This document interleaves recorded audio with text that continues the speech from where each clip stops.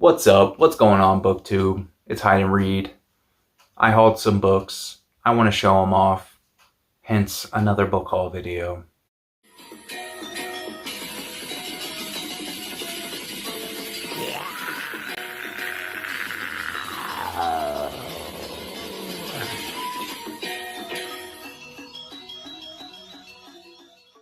I've kind of exhausted the local thrift stores, basically. There weren't too many books there as it was, and I imagine that it's going to take some time to kind of let the shelves reset and for, there to be anything interesting for me to find there. So now I'm kind of setting my sights on antique stores, and although there aren't too many books to choose from when the price is right, and sometimes it's really quite cheap, cheaper than a bookstore would be. Yeah, I'm finding some good stuff there. So that's what I want to share with you. These first two I picked up at the Goodwill. I passed them by a couple times before. I wanted copies of these books, but I wasn't really sure if I wanted hardcover versions or the mass market paperbacks. But these were in such good shape, basically unread, that I decided we'll just go with the hardcovers. Even though as much as I like this author, I imagine that I won't be rereading these just because of the size of them. And yeah, if I want to learn more about the subjects in them, I'll probably switch to nonfiction, most likely. But yeah, these are books by James Michener. This one is Mexico, which from what I understand is a little bit different than the other kind of historical epics that he writes, because this one is told from a single point of view.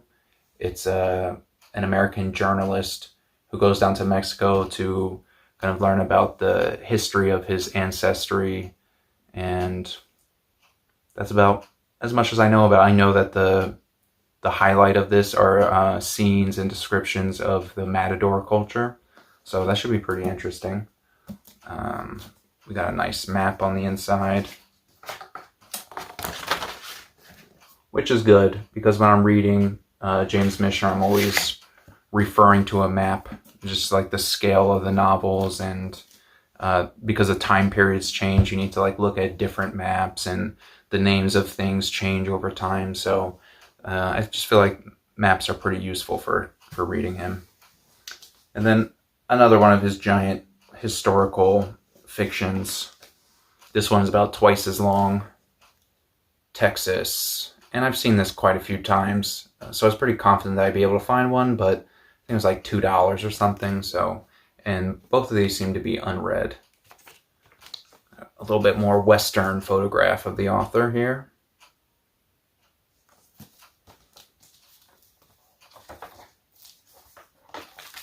And like the one before it, it also has a map. So not bad. For the two of them, it's $4. Can't really be beat. So why not grab them? I'll get to them eventually. Next up, we have some books from antique stores. And like I said, I'm finding good stuff at the antique stores, even though there doesn't seem to be a lot to choose from. But so far, so good. I didn't expect to have this. I'm never really looking for anything specific, but yeah, it's always nice to see things that maybe you've been looking for a while. Rosemary's Baby, Ira Levin. There he is on the back cover there. Dust jacket's a little torn up, but I don't mind. This will probably be my final copy of this book. I think the other two times that I read this book, they were both from the library. So it's nice to finally have my own copy of the book. You might be familiar with the movie. I almost said this gent was the gentleman that directed it. He's not a gentleman at all. He's quite terrible. Roman Polanski. Something kind of unsettling, I think, about that film is the consummation scene because number one, Anton LaVey is the actor portraying the devil in that scene. And, besides the awfulness of what's going on, if you know about Roman Polanski's crime, like his main crime that he's most notorious for in Jack Nicholson's house. It just kind of takes on a very sinister feeling. I don't know.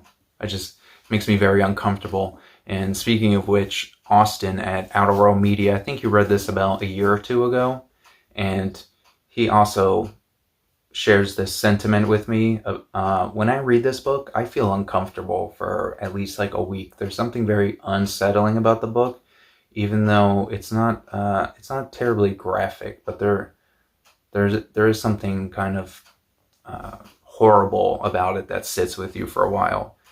In case you're unfamiliar with the story, a young woman and her husband, they're newlyweds, and she's in this, kind of like romantic bliss with this man, and they move into this apartment building in Manhattan, and she doesn't know that the apartment building is home to like quite a few of these practicing Satanists, and they have this kind of scheme unknowing to her that she's going to bear the child of the devil.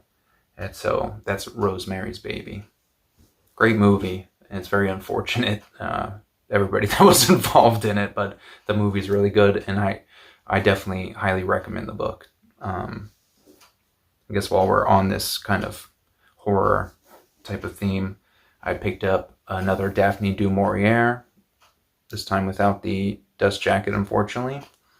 But this is Rebecca, probably her most well-known novel, and it has to do with a woman that moves into her husband's, I think it's like a mansion, and it's haunted by his previous wife. And I don't want to know too much more about it because I feel like it'll spoil quite a bit. This one was written in 1945. And yeah, this book is about that old. So wasn't looking for it, but I was looking for it. Eventually I would have bought it new if I had to, so it was good to find. And I also picked up another Daphne du Maurier. This one's called Hungry Hill. And I think this is just like a more standard kind of generational book about an Irish family, if I am remembering correctly. I'm going to read it regardless. I plan on reading all of her books, so again, nice to have it. Fortunately, no dust jacket there, or with the next one. Yeah, and this is our last book, so this is a quick book haul here. This one is Papa Married a Mormon, and I think the author is John Fitzgerald. Give me a second. Yeah, John D. Fitzgerald.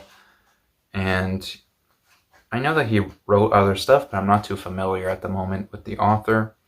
But the story, it's fictional, but it is using kind of like the framework and a lot of the real lived experience of the author about his family. It's about an Irishman that moves to America and then goes out west to Utah and marries a Mormon woman. And so it kind of has like a Western kind of setting. And I'm just interested in books with Western settings, whether or not it's a more hard-boiled type of Western. So really wanted to pick this one up, and it has like this nice interior kind of design here. Yeah, Papa Married a Mormon. That's what I got. If I didn't have plenty to read already, there's at least a month more. I'm being very conservative. It would probably take me 2 months to read all that stuff at the least. So that's what I got. Happy to be here. Thanks for watching. And until next time, find somewhere to hide. Find something to read. Peace.